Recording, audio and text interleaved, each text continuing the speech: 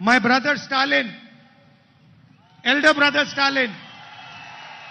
Hi hello ನಮಸ್ತೆ, ನಾನು ರಾಜು ಅಷ್ಟೇ. ನೀವು ನೋಡ್ತೀರಾ centre point Kannada YouTube channel. ತಮಿಳುನಾಡಿನಲ್ಲಿ ರಾಜಕೀಯ ಬಿರುಗಾಳಿ, ರಾತ್ರೋರಾತ್ರಿ ಬಿಗ್ ಟ್ವಿಸ್ಟ್. NDA ತಕ್ಕಿಗೆ DMKಯ ಸ್ಟಾಲಿನ್, ಕೈಕೊಟ್ಟಂಥ ಕಾಂಗ್ರೆಸ್ 35 AIADMKಯ MLAಯ ಸೀಕ್ರೆಟ್ ನಡೆ. ಎಂದು ಅಪ್ಡೇಟ್ ಇವೆಲ್ಲವನ್ನು ನೋಡೋಣದಕ್ಕಿಂತ ಮೊದಲು ಇಲ್ಲೇ ತನಕ ನಮ್ಮ ಚಾನಲ್ನ ಸಬ್ಸ್ಕ್ರೈಬ್ ಮಾಡಿಲ್ಲ ಅಂದರೆ ಈಗಲೇ ಸಬ್ಸ್ಕ್ರೈಬ್ ಮಾಡಿ, ಜೊತೆಗೆ ಕಾಮೆಂಟ್ನ ಮುಖಾಂತರ ತಮ್ಮ ಅಭಿಪ್ರಾಯವನ್ನು ತಿಳಿಸಬಹುದು. ಎಸ್ ವೀಕ್ಷಕರೇ, ಇವತ್ತು ಬೆಳಗ್ಗೆನೇ ರಾಹುಲ್ ಗಾಂಧಿ ನೇತೃತ್ವದ ಕಾಂಗ್ರೆಸ್ ಇದೆಯಲ್ಲ, ಆ ಕಾಂಗ್ರೆಸ್ ಇಲ್ಲಿಯ ತನಕ DMK ಜೊತೆ ಮೈತ್ರಿನೇ ಮಾಡ್ಕೊಂಡು ಬಂದಿತ್ತು ಮತ್ತು BJPಯ ಕೇಂದ್ರಕ್ಕೆ ಒಂದು ದೊಡ್ಡ ಹೊಡೆತ ಕೊಡುವಂಥ ನಿಟ್ಟಿನಲ್ಲಿ ತಮಿಳುನಾಡಿನಿಂದ DMK ಸಪೋರ್ಟ್ ಕೂಡ ಇತ್ತು. ಅದರ ಬಗ್ಗೆ ದೊಡ್ಡ ಕತೆ ಇದೆ. ರಾಹುಲ್ ಗಾಂಧಿ ಮತ್ತು DMK ಸ್ಟಾಲಿನ್ ಅವರ ಒಂದು ಫ್ರೆಂಡ್ಶಿಪ್ ಹೇಗಿತ್ತು ಎಲ್ಲವೂ ಕೂಡ ದೊಡ್ಡ ಕತೆ. ಆದರೆ ಆ ದೊಡ್ಡ ಕತೆ, ದೊಡ್ಡ ಸ್ನೇಹ, ದೊಡ್ಡ ಸಪೋರ್ಟ್ ಎಲ್ಲವನ್ನು ಮುರಿದು ಇದೀಗ ಕಾಂಗ್ರೆಸ್ TVK ಪಕ್ಷಕ್ಕೆ ಅಥವಾ ವಿಜಯ ಪಕ್ಷಕ್ಕೆ ಬೆಂಬಲವನ್ನು ಘೋಷಣೆ ಮಾಡಿದೆ ಮತ್ತು ಬಹಿರಂಗವಾಗಿ ಪತ್ರ ಕೂಡ ರಿಲೀಸ್ ಮಾಡಿದೆ. ಆದರೆ ಅದಾದ ನಂತರ ಒಂದು ಪ್ರೆಸ್ ಮೀಟ್ ಮಾಡುವಂಥ ಒಂದು ಕಾರ್ಯಕ್ರಮ ಇತ್ತು. ಆದರೆ ಕೆಲವೊಂದು ಬೆಳವಣಿಗೆಯಲ್ಲಿ, ಕೆಲವೊಂದು ರಾಜಕೀಯ ಕ್ಷಿಪ್ರ ಬೆಳವಣಿಗೆಯಲ್ಲಿ ಆ ಪ್ರೆಸ್ ಮೀಟ್ ಕೂಡ ಸ್ವಲ್ಪ ಮಟ್ಟಿಗೆ ಮುಂದಕ್ಕೆ ಹೋಗಿದೆ.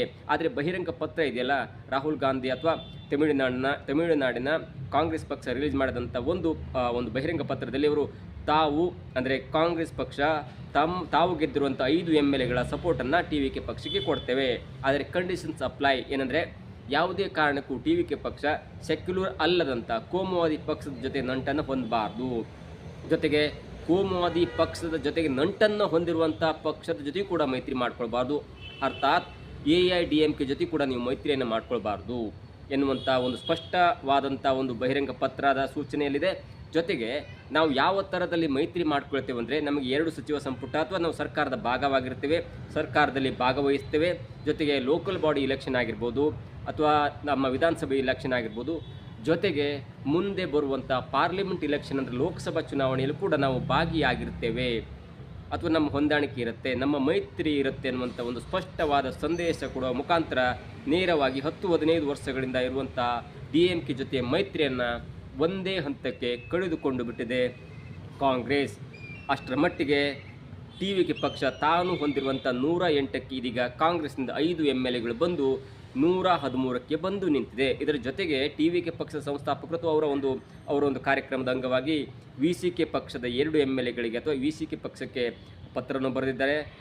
ಅವರು ಕೂಡ ಸಪೋರ್ಟ್ ಕೊಡ್ಬೋದು. ಹೀಗೆ ಮತ್ತು 5-6 MLAಗಳು ಸೇರಿದ್ರೆ ಆ ಒಂದು ಮ್ಯಾಜಿಕ್ ನಂಬರ್ ರೀಚ್ ಆಗ್ಬೋದು ಅಥವಾ 118 119 ಆಗಬಹುದು. ಅಷ್ಟಕ್ಕೆ TVK ಪಕ್ಷ ಬಹುಮತದೊಂದಿಗೆ ಸರ್ಕಾರ ನಡೆಸುವಂಥ ಎಲ್ಲ ಸಾಧ್ಯತೆ ಕೂಡ ಇದೆ. ಇದರ ಮಧ್ಯದಲ್ಲಿ ವಿಜಯ್ ಕೂಡ ಹಿಂದೆ ಬಿದ್ದಿಲ್ಲ, ವಿಜಯ್ ಕೂಡ ದಡ್ಡ ಅಲ್ಲ. ವಿಜಯ ಪಕ್ಷದ ಅಥವಾ ಅವರ ಪ್ರಧಾನ ಕಾರ್ಯದರ್ಶಿಗಳು ಇದೀಗ AIADMKಯ ಪಕ್ಷದ ಅನೇಕ ದೊಡ್ಡ ಮುಖಂಡರ ಜೊತೆ ಮಾತುಕತೆಯನ್ನು ನಡೆಸಿದ್ದಾರೆ. ಅದರಲ್ಲಿ ಮುಖ್ಯವಾಗಿ ಪಳನಿಸ್ವಾಮಿ ಅವರ ನಿವಾಸಕ್ಕೆ ಬಂದಿದ್ದಾರೆ. ಅದರಲ್ಲೂ TVK ಪಕ್ಷದ ಪ್ರಧಾನ ಕಾರ್ಯದರ್ಶಿಗಳು AIADMKಯ ಪಕ್ಷದ EPSನ ಸಂಸ್ಥೆ ಅಥವಾ ಅಧ್ಯಕ್ಷರಾಗಿರುವಂಥ ಪಳನಿಸ್ವಾಮಿ ಅವರ ನಿವಾಸಕ್ಕೆ ಬಂದಿದ್ದಾರೆ. ಒಂದು ಹಂತದ ಮಾತುಕತೆಯಾಗಿದೆ. ಆದರೆ AIADMK ಇದೆಯಲ್ಲ, ಜಯಲಲಿತಾ ಅವರ ಪಕ್ಷ ಇದೆಯಲ್ಲ ಅಥವಾ ಜಯಲಲಿತಾ ಇಲ್ಲದ ಈಗಿನ ಪಕ್ಷ ಇದೆಯಲ್ಲ, ಆ ಪಕ್ಷಕ್ಕೆ ಹೇಳೋರೆಲ್ಲ ಕೇಳೋರೆಲ್ಲ ಬಿಟ್ಟಿದೆ. ಒಂದು ಕಡೆ ಷಣ್ಮುಗಮ್ ಅವರು ಇದ್ದಾರೆ, ಒಂದು ಕಡೆ ಪಳನಿಸ್ವಾಮಿ ಇದ್ದಾರೆ, ಮತ್ತೊಂದು ಕಡೆ ಪನ್ನೀರ್ ಸೆಲ್ವಂ ಇದ್ದಾರೆ. ಈ ಮೂವರ ಒಂದು ಕಚ್ಚಾಟ, ಹೊಡೆದಾಟ, ಬಡಿದಾಟ ಅಥವಾ ವೈಮನಸ್ಸಿನಲ್ಲಿ ಇದೀಗ AIADMK 3 ಹೋಳಾಗಿದೆ. ಒಂದು ಹಂತಕ್ಕೆ ಇದೀಗ 30-35 MLAಗಳು ತಾವು ನೇರವಾಗಿ ಈ ಪಕ್ಷಾಂತರ ನಿಯಮ ಉಲ್ಲಂಘನೆ ಕಾಯ್ದೆಯಿಂದ ಹೊರಬಂದು 30-31 MLAಗಳು ತಾವು TVK ಪಕ್ಷದ ಜೊತೆ ಹೋಗಿ ವಿಲೀನ ಆಗಿಬಿಡ್ತೀವಿ ಅನ್ನುವಂಥ ಷರತ್ತು ಕೂಡ ಹಾಕಿದ್ದಾರೆ. ಇಲ್ಲ ಅಂದರೆ ನೀವು AIADMK ಸಂಪೂರ್ಣವಾಗಿ ಅವರಿಗೆ ಮೈತ್ರಿಗೆ ಸಪೋರ್ಟ್ ಮಾಡಬೇಕು. ನೀವು ಒಂದು ವೇಳೆ TVK ಪಕ್ಷದ ಜೊತೆಗೆ ನಮ್ಮ AIADMK ಸಪೋರ್ಟ್ ಮಾಡಿಲ್ಲ ಅಂದರೆ ನಾವು 30-32 MLAಗಳು ನಾವು ಪಕ್ಷದಿಂದ ಹೊರಬಂದು TVK ಪಕ್ಷದ ಜೊತೆಗೆ ವಿಲೀನವಾಗ್ತೇವೆ ಮತ್ತು ಈ ಪಕ್ಷಾಂತರ ನಿಷೇಧ ಕಾಯ್ದೆ ಕೂಡ ನಮಗೆ ಅನ್ವಯವಾಗಲ್ಲ. ಅಷ್ಟರ ಮಟ್ಟಿಗೆ ನಾವು ಜಾಸ್ತಿ MLAಗಳನ್ನು ಕರ್ಕೊಂಡು ಹೋಗ್ತೀವಿ ಅನ್ನುವಂಥ ಒಂದು ಬೆದರಿಕೆಯನ್ನು 30-35 MLAಗಳು ರಾತ್ರೋರಾತ್ರಿ AIADMK ಮುಖ್ಯಸ್ಥರಿಗೆ ಹೇಳಿದ್ದಾರೆ. ಇದರ ತರುವಾಯವಾಗಿ ಆ ಸುದ್ದಿ ತಲುಪಿದ ಕೂಡಲೇ TVK ಮುಖ್ಯಸ್ಥರು ಕೂಡ ಇದೀಗ ಮುಖ್ಯಸ್ಥರ ಜೊತೆಗಿರುವಂಥ ಪ್ರಧಾನ ಕಾರ್ಯದರ್ಶಿ ಕೂಡ EPS ಅವರ ನಿವಾಸಕ್ಕೆ ಬಂದು ಒಂದು ಹಂತದ ಮಾತುಕತೆ ನಡೆಸಿದ್ದಾರೆ. ಇದು ಈಗ ಕಾಂಗ್ರೆಸ್ಗೆ ದೊಡ್ಡ ತಲೆನೋವಾಗಿ ಪರಿಣಮಿಸಿದೆ. ಒಂದು ಹಂತಕ್ಕೆ ಬೆಳಗ್ಗೆ ಅವರು ಒಂದು ಪತ್ರವನ್ನು ಹೊರಡಿಸ್ತಾರೆ ಮತ್ತು ಬಹಿರಂಗವಾಗಿ ತಾವು ಸಪೋರ್ಟ್ ಮಾಡ್ತೇವೆ ಅಂದರೆ ನಾವು ಸಪೋರ್ಟ್ ಮಾಡ್ತೀವಿ, TVKಗೆ ಸಪೋರ್ಟ್ ಮಾಡ್ತೀವಿ, ಮೈತ್ರಿ ಮಾಡ್ತೀವಿ ಅನ್ನುವಂಥ ಪತ್ರವನ್ನು ಬಹಿರಂಗವಾಗಿ ರಿಲೀಸ್ ಮಾಡಿದ್ರು ಕೂಡ ಯಾವಾಗ ಟಿ ವಿ ಕೆ ಪಕ್ಷದವರು AIADMK ಜೊತೆ ಒಂದು ಮಾತುಕತೆ ನಡೆಸ್ತಾರಲ್ಲ, ಅದಾದ ನಂತರ ಕಾಂಗ್ರೆಸ್ ಕೂಡ ತಾನು ಮಾಡಬೇಕಾಗಿರುವಂಥ ಪ್ರೆಸ್ ಮೀಟ್ ಕೂಡ ಮುಂದಕ್ಕೆ ಹಾಕ್ತು. ಇದು ಒಂದು ಹಂತಕ್ಕೆ. ಒಟ್ಟಾರೆಯಾಗಿ TVK ಪಕ್ಷಕ್ಕೆ AIADMK ಸಪೋರ್ಟ್ ಮಾಡುತ್ತೋ ಅಥವಾ ಕಾಂಗ್ರೆಸ್ ಸಪೋರ್ಟ್ ಮಾಡುತ್ತೋ, ನಾಳೆ ದಿನ TVK ಸಂಸ್ಥಾಪಕರಾಗಿರುವಂಥ ವಿಜಯ್ ಅವರು ಒಂದು ಅದ್ದೂರಿ ಕಾರ್ಯಕ್ರಮದಲ್ಲಿ ತಮಿಳುನಾಡಿನ ಮುಖ್ಯಮಂತ್ರಿಯಾಗಿ ಅಧಿಕಾರವನ್ನು ಸ್ವೀಕಾರ ಮಾಡ್ತಾರೆ. ಇದು ಒಂದು ಕತೆ.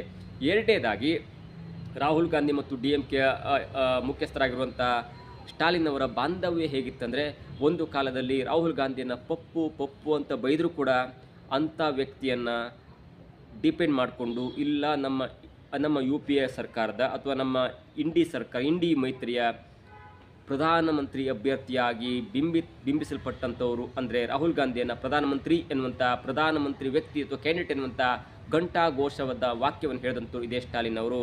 ಯಾಕಂದರೆ ಸ್ಟಾಲಿನ್ ಅವರಿಗೆ ರಾಹುಲ್ ಗಾಂಧಿಯ ಒಂದು ವರ್ಚಸ್ಸು ಗೊತ್ತಿತ್ತು, ಇಲ್ಲ ಈ ವ್ಯಕ್ತಿ ಪ್ರಧಾನಮಂತ್ರಿಗೆ ಅರ್ಹವಾದ ವ್ಯಕ್ತಿ ಅನ್ನುವಂಥ ಒಂದು ವರ್ಚಸ್ಸು ಗೊತ್ತಿತ್ತು ಮತ್ತು ಅವರ ಗುಣಗಳು ಗೊತ್ತಿತ್ತು. ಹಾಗಾಗಿ ಯಾರು ಏನೇ ಅಂದರೂ ಕೂಡ ಇಂಡಿ ಮೈತ್ರಿ ಕೂಟದಲ್ಲಿ ಅಖಿಲೇಶ್ ಯಾದವ್ ಆಗಿರ್ಬೋದು, ಮಮತಾ ಬ್ಯಾನರ್ಜಿ ಆಗಿರ್ಬೋದು, ಹೀಗೆ ಬೇರೆ ಬೇರೆ ಪಕ್ಷದವರು ಇಲ್ಲ ನಮ್ಮ ಕೊಡಿ ಅನ್ನುವಂಥ ಮಾತನ್ನು ಹೇಳ್ತಾ ಇದ್ರು ಕೂಡ ಯಾರ ಮಾತಿಗೂ ತಲೆ ಕೆಡಿಸ್ಕೊಳ್ಳದೆ ನೇರವಾಗಿ ರಾಹುಲ್ ಗಾಂಧಿಯೇ ನಮ್ಮ ಪ್ರಧಾನಮಂತ್ರಿ ಕ್ಯಾಂಡಿಡೇಟ್ ಎನ್ನುವಂಥ ಘಂಟಾಘೋಷವಾದಂಥ ವಾಕ್ಯ ಹೇಳಿದಂಥವರು ಇದೇ ಸ್ಟಾಲಿನ್ ಅವರು.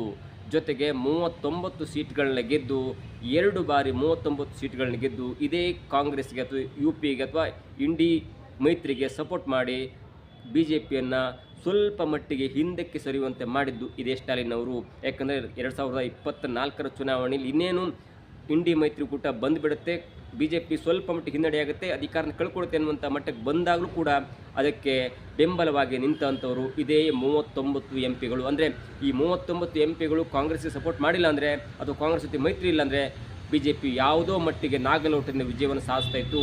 BJP ಸ್ವಲ್ಪ ಮಟ್ಟಿಗೆ ಹಿನ್ನಡೆಯಾಯಿತು ಅಥವಾ ಗೆಲುವಿನ ಹತ್ರ ಬಂತು ಅನ್ನೋದಕ್ಕೆ ಇದೇ ಸ್ಟಾಲಿನ್ ಅವರ ಕಾರಣ. ಇಂಥ ಒಬ್ಬ ಮೈತ್ರಿ ಇರುವಂಥ ಪಕ್ಷವನ್ನು ಕೇವಲ 5 ಸೀಟ್ಗೆ ಅಥವಾ ಚಿಕ್ಕ ರಾಜ್ಯದ ಅಥವಾ ಒಂದು 5 ಸೀಟ್ಗೆ ಅಥವಾ 2 ಕ್ಯಾಬಿನೆಟ್ ಸೀಟ್ಗೆ ಆಸೆ ಹೊತ್ತು ಈಗ ರಾಹುಲ್ ಗಾಂಧಿ ಅಥವಾ ಈ ಕಾಂಗ್ರೆಸ್ ಹೈಕಮಾಂಡ್ ಒಂದು ದೊಡ್ಡ ನಿರ್ಧಾರವನ್ನು ಮಾಡಿ TVK ಪಕ್ಷಕ್ಕೆ ಸಪೋರ್ಟ್ ಮಾಡ್ತಿದೆ. ಅದು ಇದೀಗ DMKಗೆ ತಲೆನೋವಾಗಿದೆ.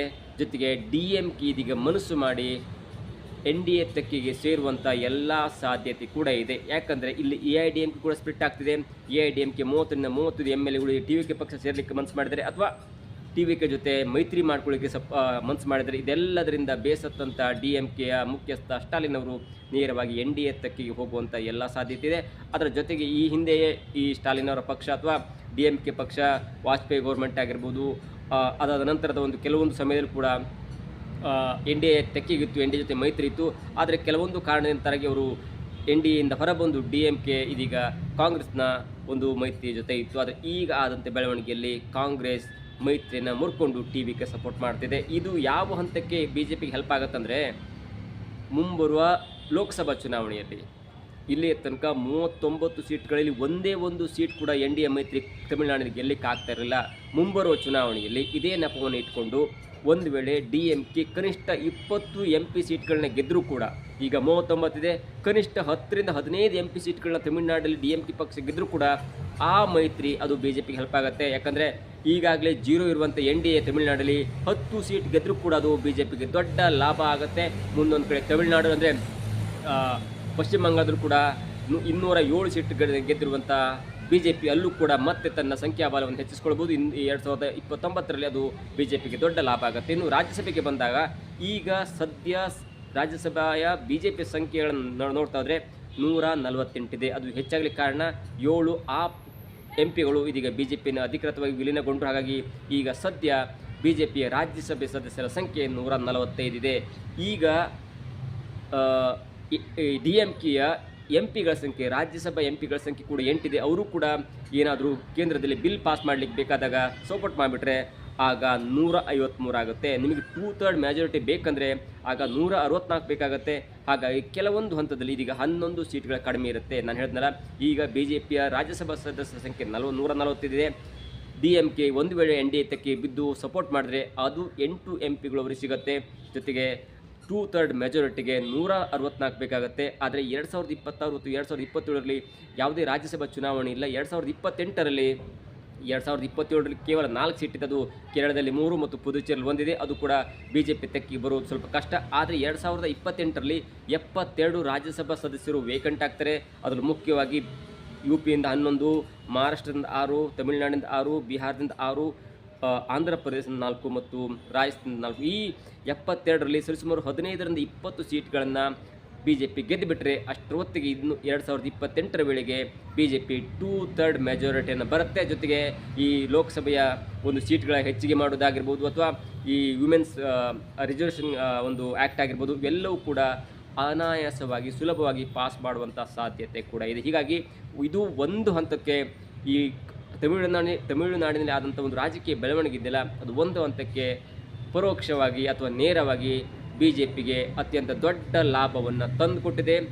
BJP ಬೇಕಿತ್ತು 2029ರ ಒಳಗೆ ಈ ಮಹಿಳಾ ಮೀಸಲಾತಿಯ ಬಿಲ್ಲನ್ನು ತರಬೇಕು, ಆ ಮುಖಾಂತರ ಈ ಲೋಕಸಭೆಯ ಸೀಟನ್ನು ಹೆಚ್ಚಿಗೆ ಮಾಡಬೇಕು. ಇದೆಯಲ್ಲ, ಆ 2 ಅಜೆಂಡಾ 2028ಕ್ಕೆ ಪೂರ್ಣ ಆಗೋದರಲ್ಲಿ ಯಾವುದೇ ಸಂದೇಹ ಇಲ್ಲ. ಒಟ್ಟಾರೆಯಾಗಿ ತಮಿಳುನಾಡಿನಲ್ಲಿ ಆಗ್ತಿರುವಂಥ ಬಿರುಗಾಳಿ ಟೋಟಲಿ BJPಗೆ ಹೆಲ್ಪ್ ಆಗ್ತಿದೆ ಮತ್ತು BJP ಬಯಸಿದಂತೆ ಆಗ್ತಾ ಇದೆಯಲ್ಲ, ಅದು ಕೂಡ BJP ನಿರೀಕ್ಷೆ ಮಾಡಿತ್ತು. ಇದಾಗಿತ್ತು ಇವತ್ತಿನ ವಿಶೇಷ. ನೋಡ್ತಾ ಇರಿ centre point Kannada YouTube channel.